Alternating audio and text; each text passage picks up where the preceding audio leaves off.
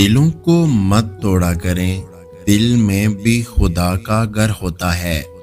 اے بلندیوں کے بادشاہ، ہمارے دلوں کو شیطان کے شر سے بچانا، صرف اور صرف اپنی رضا کا غلام بنانا۔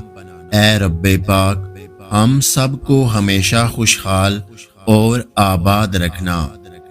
اے پروردگار، ہم پر بوجھ نہ ڈال جو ہم اٹھا نہ سکیں۔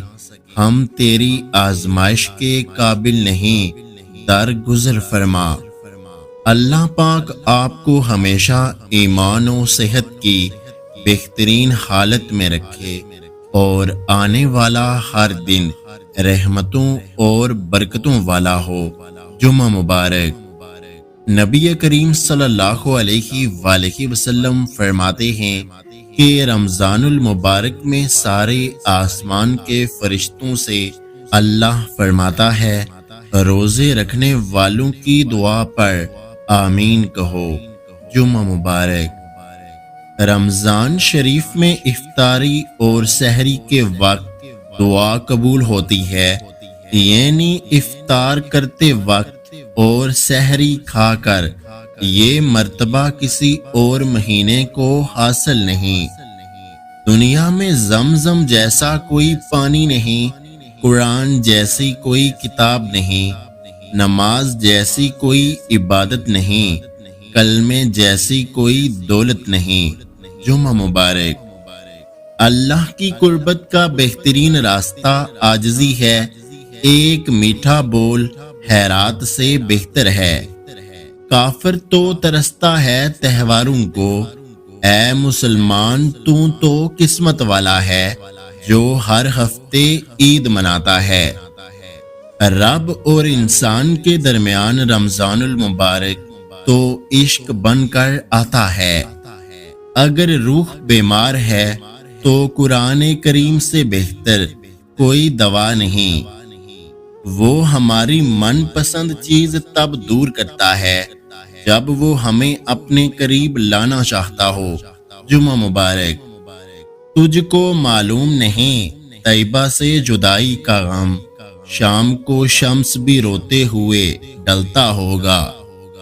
قرآن مجید کی خوبصورتی یہ ہے کہ تم اسے نہیں بدل سکتے، لیکن وہ تمہارے دل بدل سکتا ہے۔ الہی اس مبارک دن کے صدقے ہمارے دل بدل دے۔ جمعہ مبارک۔ منتظر نگاہیں جو آسمان تکتی ہیں، خالی ہاتھ جب اس کے در پہ پھیلائے جاتے ہیں تو وہ کن کہہ کے کہانی مکمل کر دیتا ہے۔ جمعہ مبارک۔ وہ اتنا پاک ہے، اتنا پاک ہے، جن کو چن لیتا ہے اسے بھی پاک کر دیتا ہے۔ خوبصورت رمضان کا راز، دعا کی جائے، دعا دی جائے اور دعا لی جائے۔ اے میرے رب، مجھے تنہا نہ چھوڑیے، اور آپ سب سے بہتر وارث ہیں۔ اپنے رب کو راضی کر لے، دنیا والوں کو کون راضی کر پایا ہے۔ بہترین ہے وہ راستہ جن کی منزل اللہ کی طرف لے جائے۔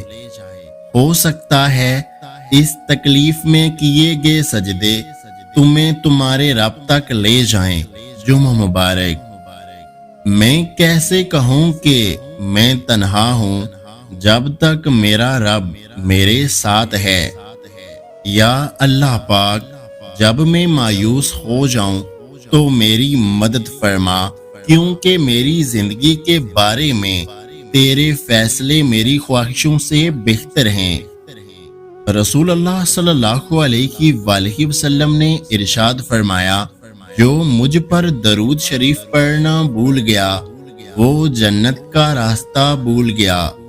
اس ویڈیو کو لائک، شیئر اور میرے یوٹیوب چینل کو سبسکرائب کرنا مت بھولیے گا۔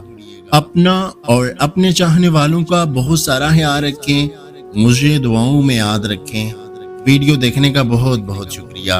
اللہ حافظ۔